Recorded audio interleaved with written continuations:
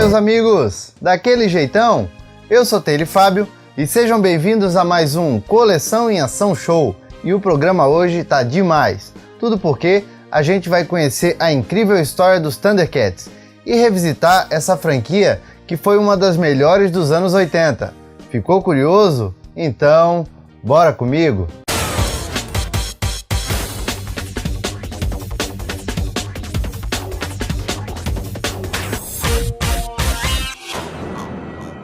Mas antes da gente começar, deixa eu fazer uma perguntinha bem rápida para você. Já está inscrito aqui no canal? Ainda não? Então não perde tempo, amigão.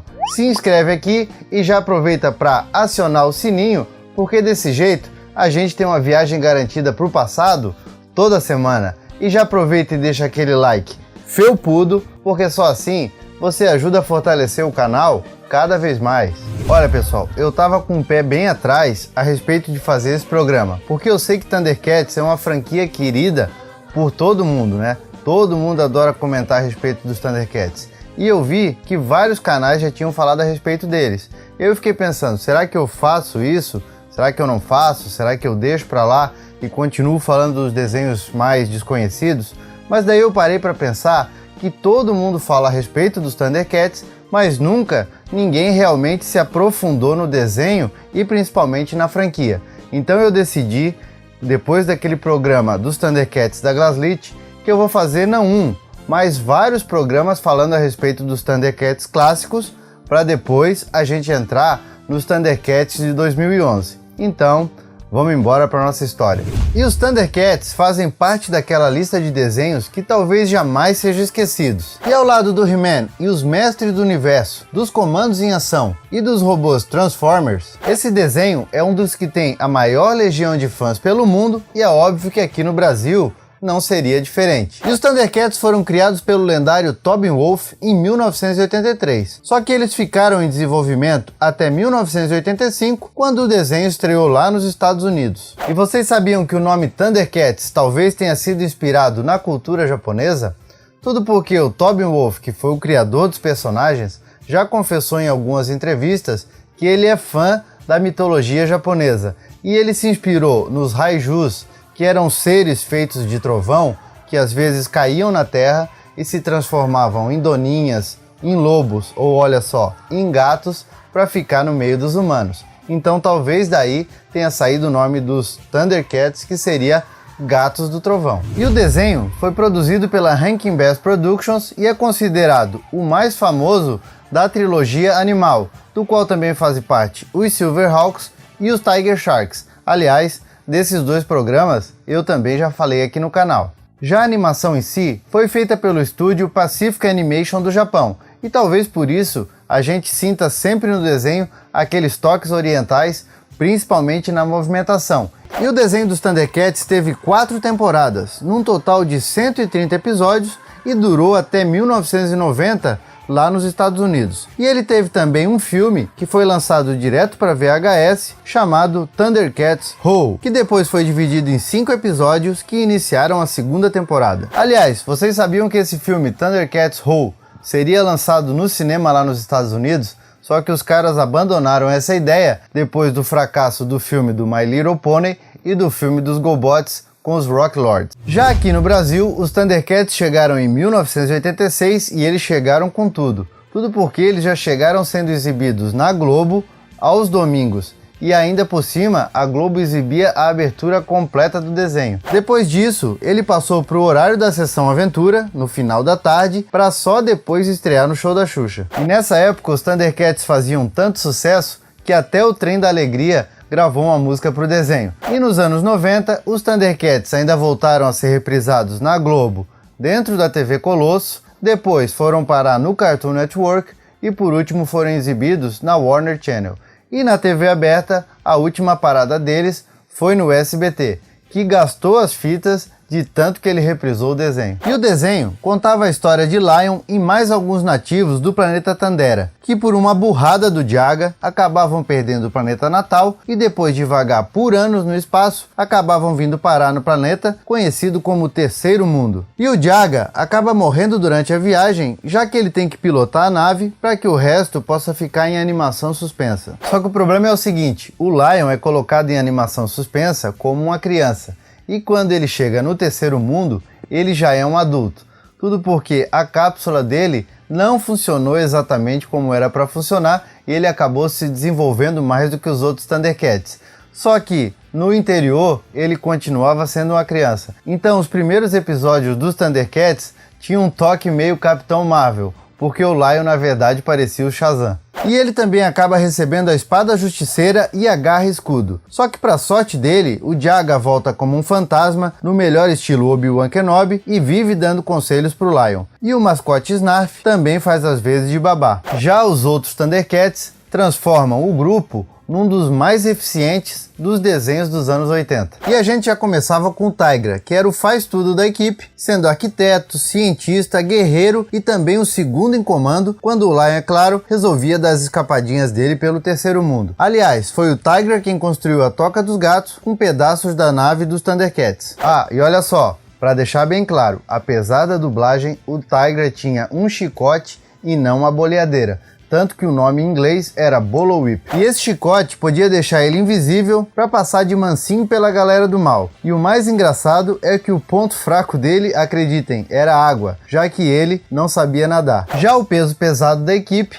ficava pro Pantro, que além de ser forte pra burro, ainda metia porrada no estilo Bruce Lee com um tchaco cheio de poderes. E se isso ainda não bastasse, ele também era o mecânico e construtor, sendo responsável por uma das coisas mais incríveis dos anos 80. E eu tô falando, é claro, do Thunder Tank, que botava qualquer batimóvel no chinelo. E a gente também tinha a Chitara, que além de ser a única mulher adulta, também era a velocista da equipe. E eu vou dizer uma coisa, ela não ficava nem um pouquinho para trás da macharada quando o negócio era descer porrada nos mutantes, e inclusive ela utilizava um bastão para isso. Já o alívio cômico e a conexão com a criançada ficava pelos gêmeos Willy Kit e Willy Cat. E é claro que apesar delas ser crianças, nada impedia dela descer o sarrafo na bandidada enquanto voavam em hoverboards construídos pelo Pantro. Agora é óbvio, né? Se o desenho apresentava uma equipe poderosa dessas, ele também tinha que apresentar vilões à altura. E como é claro, esqueceu um dos maiores vilões de todos os tempos, Mun-Ra, o de vida eterna. E o Mun-Ra vivia querendo pegar o olho de Thundera para ele, já que ali tinha bastante poder. E para essa empreitada difícil, ele contava com os mutantes, uma cambada de monstros que eram comandados pelo Escamoso e que ainda tinham o Simiano, o Chacal e o Abutre para incomodar.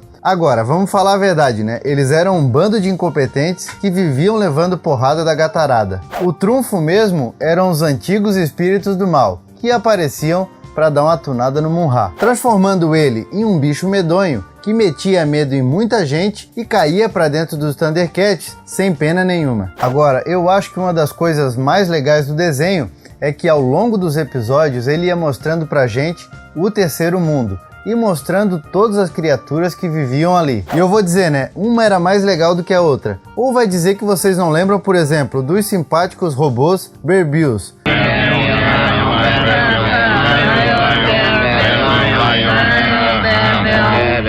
que eram os Ewoks dos Thundercats, ou então as Amazonas, que o Lion, que não era bobo nem nada, dava uma mãozinha de vez em quando, só pra ficar no meio da mulherada. E isso que eu tô citando só alguns, já que tinha muita gente, tanto para ajudar, quanto para peitar os Thundercats. E com certeza vocês já devem ter ouvido falar na teoria que na verdade o Terceiro Mundo seria a Terra num futuro distante. Só que assim, ó, como os Thundercats se passam no mesmo universo dos Silverhawks e dos Tiger Sharks, em que época que os Thundercats viveram? Já que os Silverhawks são humanos e falam da Terra por diversas vezes.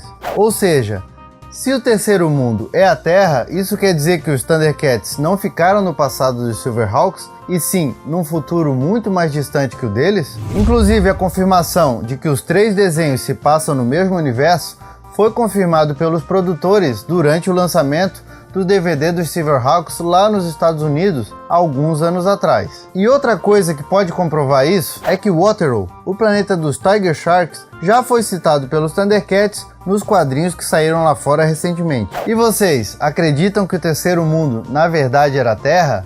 Não sei, quero saber a opinião de vocês. Então deixem aqui nos comentários que vai ser bem legal a gente conversar a respeito disso. Honra, verdade, justiça e lealdade. Esse era o lema dos Thundercats, que não mudou nada da primeira até a última temporada. Já o desenho dos Thundercats evoluiu muito ao longo da série, já que novos Thundercats aparecem e ganham uma base avançada própria, e até mesmo são protagonistas em vários episódios. E é claro, se já não bastasse o Snarf, também aparece o sobrinho dele, o Snarfinho. Além disso, a gente tem o Lynx, um Thundercat cego das antigas, a Pulmaira, que é mais uma Thundercat guerreira para somar com a Chitara, e o mais estiloso de todos, Bengali, da linhagem do Tigra. E isso é muito legal, porque na verdade ele é um Tigra azul claro e que para terminar de matar a pau, o cara ainda é ferreiro e vivia consertando as armas dos outros Thundercats. E aí, tem alguma coisa melhor que isso? E tem uma dúvida que muita gente tem. Será que o Bengali era irmão do Tigra ou não?